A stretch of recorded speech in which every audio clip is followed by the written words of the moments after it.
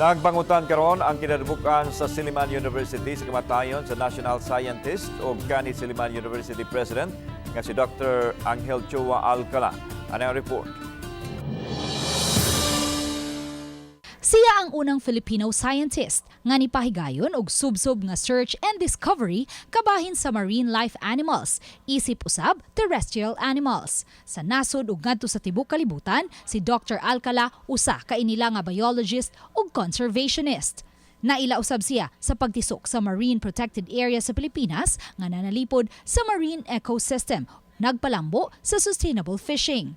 Ang paggamit og artificial reef nga nahimong modelo o gisunod sa fisheries development sa nasod, gimugna usab ni Dr. Alcala.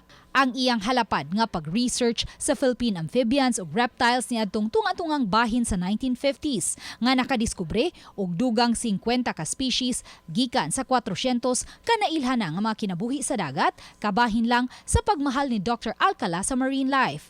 Gipasidunggan siya, dili lang dinhi sa atong nasod, apan lakip na sa international arena tungod sa kahalapad sa iyang research and conservation work. Naglakip kini sa pag-ilaka niya nga National Scientist niadtong 2014 tungod sa dakong natampo sa Philippine Biological Sciences. Awardee usab siya sa Ramon Magsaysay Award for Public Service niadtong 1992. Giila usab si Dr. Alcala nga ASEAN Biodiversity Hero niadtong 2017 ug daghan pa nga mga international awards. Nahimo usab nga public servant si Dr. Alcala isip DENR Secretary niadtong 1992 hangtod 1995.